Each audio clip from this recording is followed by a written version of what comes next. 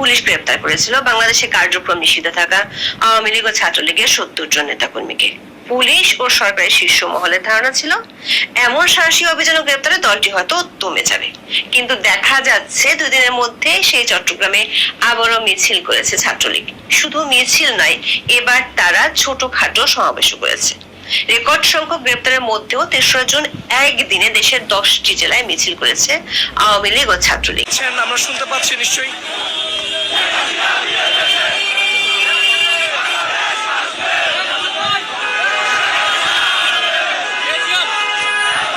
ঠিক এক পাশে দেখছি যে আইন শৃঙ্খলা রক্ষাকারী বাহিনীর সদস্যরা উপস্থিত।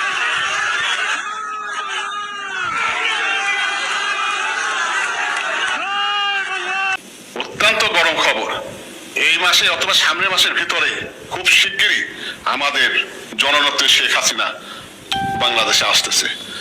যার কাছে যা কিছু আছে সারা বাংলাদেশের লোক ঢাকাতে প্রবেশ করবেন, লাঠি খাটিয়ে নিয়ে ঢাকা শহরে যাতে এইটুক জায়গা খালি না থাকে, আমরা শেখ হাসিনাকে সেলুট দিয়ে বরণ করে নিয়ে আসবো।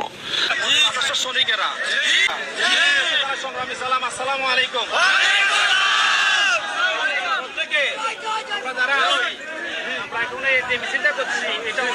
থেকে কেউ সিলন থেকে কেউ প্যারিস থেকে আমাদের শাসন করবে আর আমরা মান্য নিব, এবার এটা মেনে নেওয়া হবে না।